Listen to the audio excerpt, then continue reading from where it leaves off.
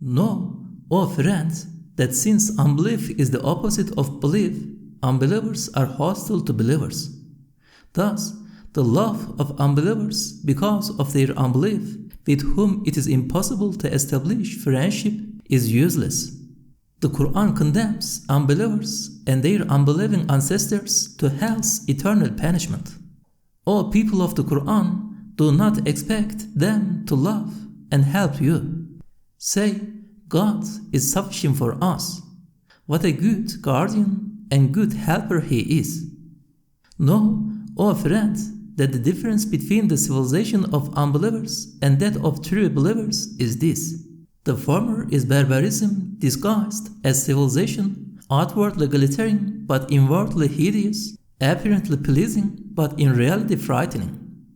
As for the civilization of believers, its inside is more exalted than its outside. It is more perfect in meaning than in appearance.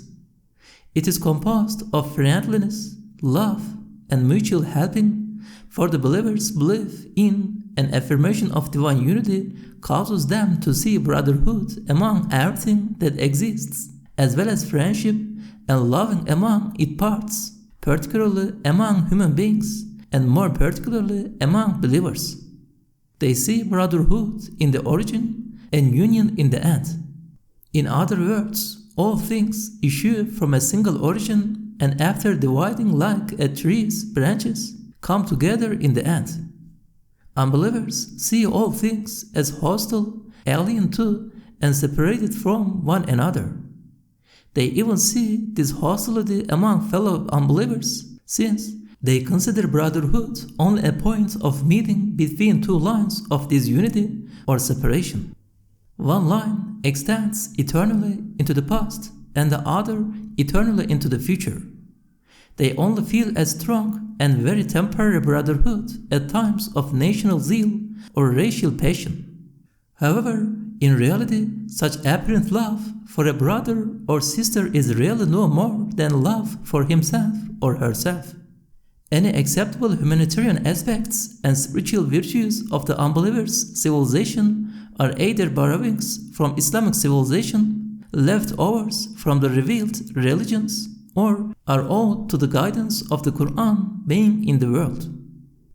O you who desire ijtihad, the door to ijtihad is open, but you can pass through it only in certain cases. 1. When winter gales blow and small holes must be covered, how can doors be opened? When unacceptable acts are done freely, when innovations opposed to the spirit of the religion flood in, and when destructive thoughts attack it from all sides, is it reasonable or permissible to destroy the wall by making breaches in it? 2. Islam's essentials cannot be subjected to ijtihad, for they are like nourishment or sustenance for Muslims. When they are neglected or rejected, as they are today, we must strive to revive them and apply them in our daily life. If the need arises, ijtihad may be applied in secondary theoretical matters, which earlier scholars made spacious enough to meet future and unknown needs. 3. Every time has its own demands. Today, these are politics and securing the necessities of worldly life. However, in the centuries following that of the prophets, inferring from the Qur'an that which pleased the Creator of the universe and securing eternal happiness was in demand. Since at that time people's minds, hearts, and spirits were concentrated on those items, many people learned, consciously or unconsciously, from the prevailing circumstances, events, and conversations. It was as if everything served to teach and prepare them for ijtihad, so that the fuel of their minds ignited even if they were not lit with the match of spatial study. When they turned to ijtihad, this meant light upon light for them. But today, minds and hearts are confused. Because of modern life's disorienting complexity, people cannot concentrate on one subject, and modern trends of thought and politics dominate minds. Thus, someone as smart as Sufyan ibn Uyayna needs to spend at least 10 times as much time as Sufyan needed to be able to perform ijtihad. When Sufyan, at the age of puberty, started to study for ijtihad, he was like a match ready to ignite. His modern counterparts are far away from ijtihad, for they are deeply grounded and bounded in modern, non-religious sciences and hardened by them to the degree of their preoccupation with them. 4. The desire to perform ijtihad by expanding the sphere of Islamic secondary matters in order to attain higher degrees of piety and follow Islam's essentials more strictly causes perfection. However, if one does not follow Islam's pillars and prefers the world or the hereafter, such desire leans toward destruction insofar as it is really an attempt to cast off religious responsibilities. 5. Islam holds that the benefit derived from a religious obligation is the reason why someone wants to fulfill it. In other words, it was not legislated because of the benefit to be derived, but that is exactly the view held by modern people. The modern view first considers worldly happiness, the Sharia first considers the person's eternal happiness, and then wants worldly life in proportion to its being the means of acquiring eternal happiness. Furthermore, many modern needs have become necessities only because people have abused their free will and followed unlawful tendencies. Therefore, their necessity cannot be put forward for new dispensations and making unlawful things lawful. This is the same principle whereby a drunk who has become intoxicated by his or her own free will cannot plead drunkenness as an excuse for criminal conduct. Any ijtihad done in such a context will be earthly, not heavenly, and any addition or amendment to the laws of the Creator of the heavens and earth and ruling of his servants without his authority must be rejected. O one, enveloped by heedlessness and naturalism, and thus blind and deaf, a worshipper of material causes in the darkness of imagining nature as the origin of existence. I will explain to you one of the 55 languages spoken by each minute particle and compound of the universe to witness the Almighty's necessary existence and His unity in His divinity and lordship. Consider this. Creation must be attributed either to creatures themselves and causes or to the one necessarily existent being. Due to defective reasoning, you may find it hard to attribute all things to the necessarily existent being. But because no cause can give existence to any creature, attributing their existence to self-creation or material causes is illogical and cannot be accepted. What is supposed in the first alternative is certain in the second. Furthermore, while there is only one supposed difficulty in attributing creation to a single, necessarily existing being, the obvious impossibility in attributing it to creatures themselves or causes are as many as the number of parts in the universe. For example, if a honeybee is not attributed to a single, necessarily existing being, everything in the heavens and earth would have to take part in its coming into existence because the honeybee is related in one way or another with all parts of the world. Also, creating multiple things from a single source is far easier than creating a single thing from numerous sources, all of which contradict each other, are deaf and blind, and whose coming together increases their deafness and blindness. If the supposed difficulty in attributing things to a single being is only as great as a minute particle, that same difficulty will be as large as a mountain when creatures are attributed to themselves or to causes. With one movement, a single being can produce a result and give a form or order to multiple things. But multiple things cannot produce the same result even with many movements, and can give the same form or order only after exerting great effort and difficulty. For example, a commander can command many soldiers very easily. However, soldiers can do so only with great difficulty or not at all. Innumerable drops come from a single water faucet. The once supposed difficulty in the former case becomes innumerable impossibilities in the second. Some of these impossibilities are as follows. Since the perfect artistry and design observed in things requires all-encompassing knowledge, absolute sight, perfect power, and all-inclusive will, each particle should have the attributes of the necessarily existing being. If things are not attributed to a single, necessarily existing being, divinity must be attributed to each thing. This means that we associate partners with the divine being in his divinity and necessary existence, which should be absolutely free from having partners. If we do not attribute a dome to a builder, then its faultless construction, which could not occur by chance, would require each of its stones to be as knowledgeable and skillful as an engineer. Like those stones, if things are not attributed to a single being, and items, particles, or atoms should be consciously dominant over and dominated by each other and by the thing itself. Since the absolute balance, solidarity, mutual helping, and correlation observed in the universe require a comprehensive consciousness and an absolute power of seeing, each particle forming things and causes should have this degree of consciousness and knowledge and power of seeing. If things are attributed to themselves, they, or even each particle forming them, should have these attributes. If they are attributed to causes, each cause should have them. Many other such impossibilities and false conceptions arise if the existence of a single, necessarily existing being is not accepted as the originator of all things.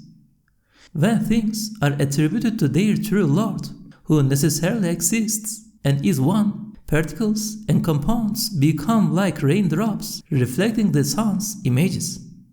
They come into existence by the rays of the manifestations of divine power, which is absolute, luminous, comprehensive, eternal, and infinite, and based on, rather including, the eternal, infinite knowledge and will. It is the power to which the miracles of creatures testify, and of which a single ray is more radiant and penetrating than the sun, as sunlight can be hindered, refracted, divided, and scattered in the world of multiplicity, the material world, where things exist separately and in abundance.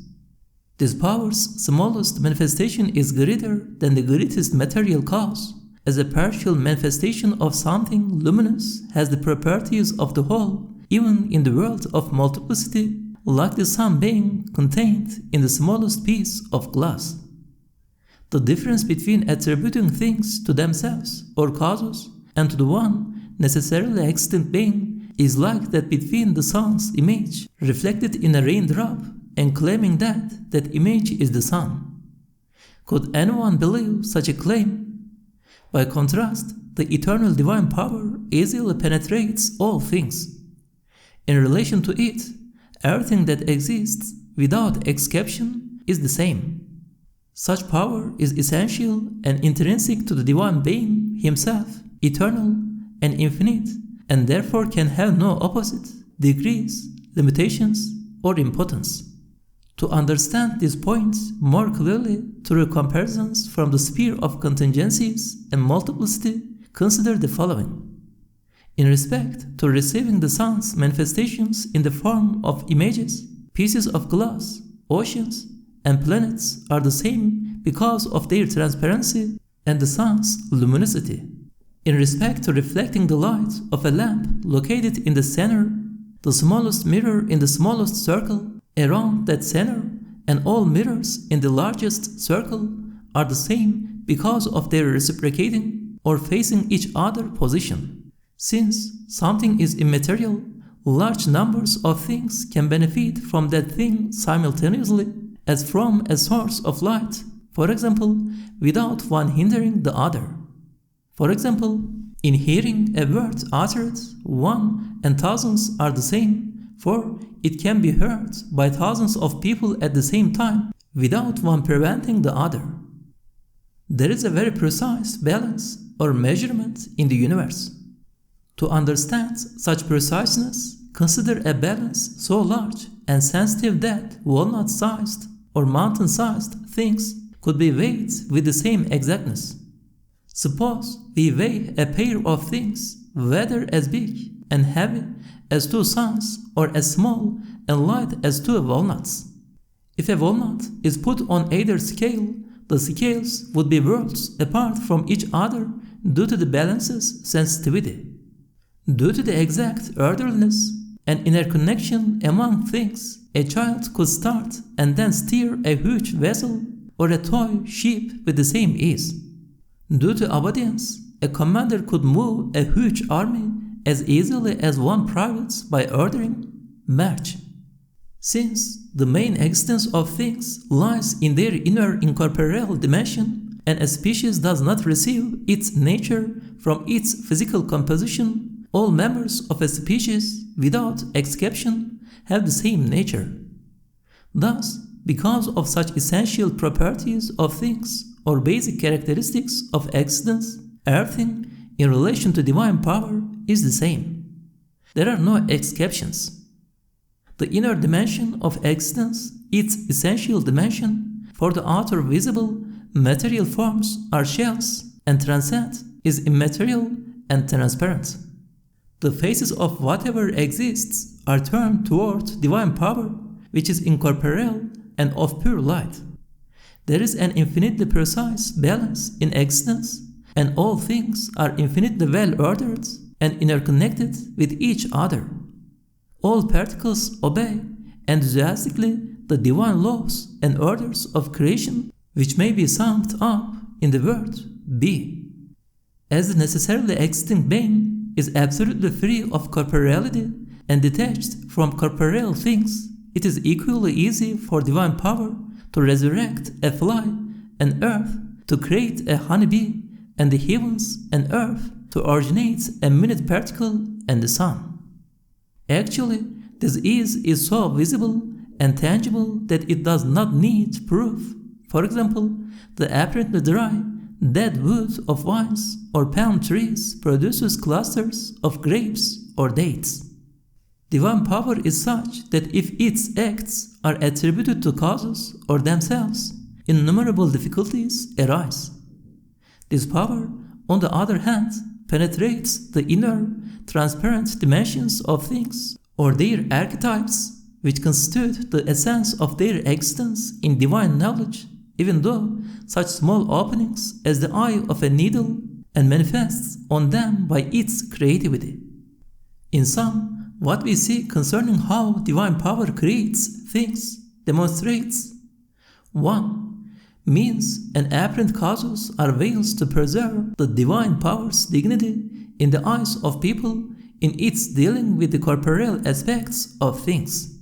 Note: unable to see the true wisdom behind these powers sending misfortune and dealing with things and events that seem to be lowly and insignificant, people may blame the divine being. To save them from such mistakes, God acts behind causes in the visible, material world. 2. Things that are transparent in both their outer and inner aspects have no veils placed between them and divine power. 3.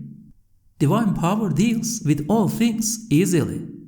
It creates a huge fig tree from its dust particle-sized seed and hangs a cluster of grapes from a thread-like stem.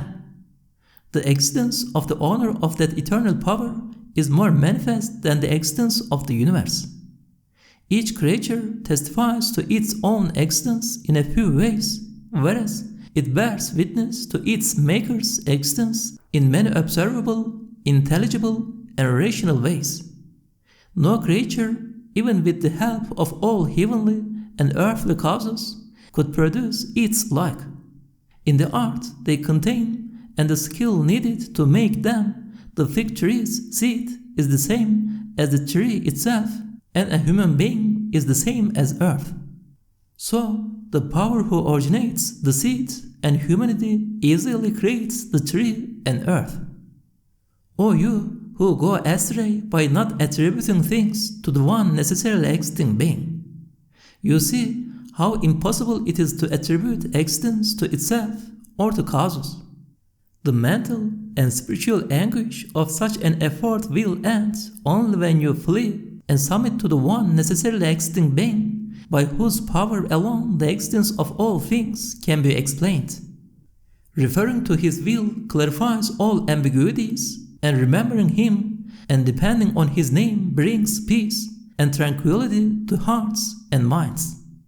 Know, O friend, that the area where your heart and mind move cannot be encompassed.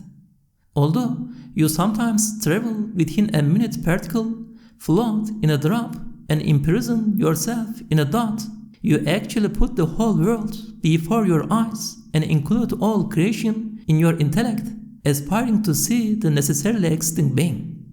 Sometimes you become smaller than a minute particle, or greater than the heavens, or you enter a drop, or include everything that exists.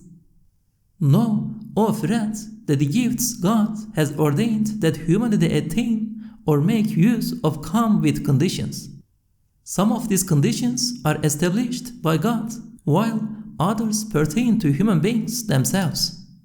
For example, light, air, food, and speech are God's gifts, and how much we benefit from them depends upon our respective organs, soundness, and health. All senses and organs have been created by God Almighty. Our role is to keep them sound and healthy. Do not suppose that they come to us by chance and that, as a result, we can own and control them as we wish. They come to us by the will of the one who bestows them on us. We keep them working by our own will and use them according to the will of the one who grants them. Know, O friend, that things are not more ordered and sound in their beginning than in their end. Their outward appearances and forms are not more beautiful in art and more exalted in wisdom than their insides. Do you suppose that such things are left to chance? Do you not see that the flower of a tree and its fruit display more wisdom than the seed and its shoot? The maker is he who is first and last, outward and inward, and who knows all things. Know, O friend, that the Qur'an's miraculous eloquence saves it from corruption.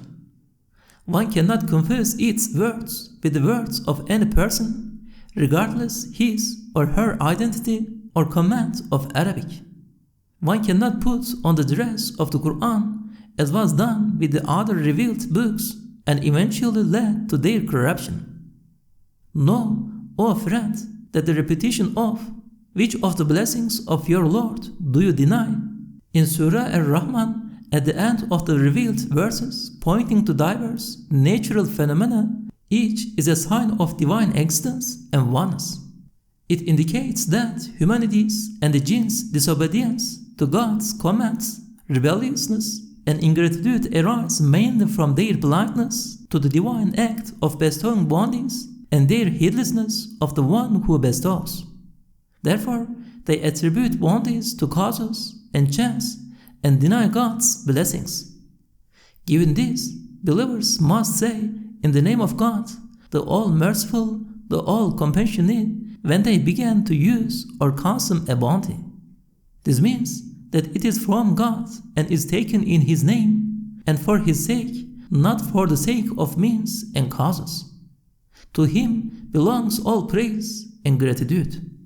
Know, O you who are exposed to Satan's whisperings, involuntary thoughts and suggestions arising from your heart and carnal soul, and obscene sins and imaginations when you try to consider and reflect on divine truths.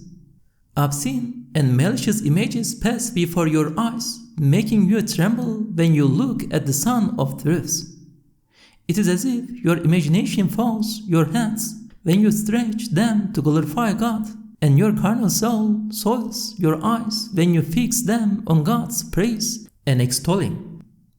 When reflected on things you hold sacred, such dirt causes you to suffer and draws your attention to them more closely. Do not suffer on account of them, and do not ponder them to be saved from this state, for they are harmful only when you consider them as such and concentrate on them. Look at the sun and its light, the sky and its stars, a garden and its flowers, through the holes of a dirt-stained garment. The dirt does not affect what you see. Unintentional thoughts and suggestions are like certain insects and bees. If you struggle with them to protect yourself, they will grow and pester you more. If you ignore them, they will leave you alone.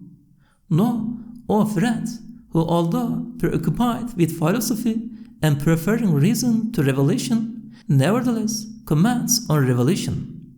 You corrupt it, for your use of reason, self-pride, and deep attachment to philosophy prevent you from understanding it. Once I thought as you think now, but then I saw a high, brilliant castle whose floors are connected to the ceiling of the heavens. From its windows are hung different ropes, some of which are close to earth. Whoever overcomes the carnal soul and holds tightly to a rope can rise to the highest stations. I have seen people who, lost in self-pride and heedless of these ropes, try to rise on things piled under their feet. After rising a little, they fall. How can the things help them rise? I have seen others who, relying on their egos, drive nails into the castle's walls and try to climb up by them. However, they also fall and break their necks, and so on. Whatever abilities and intellectual faculties people possess have been given to them to use according to their capacities and to enable them to rise to the ropes, not to the stations. When used properly, your reason can lead you only to the ropes, while you can rise by revelation. Whoever relies on God finds Him sufficient.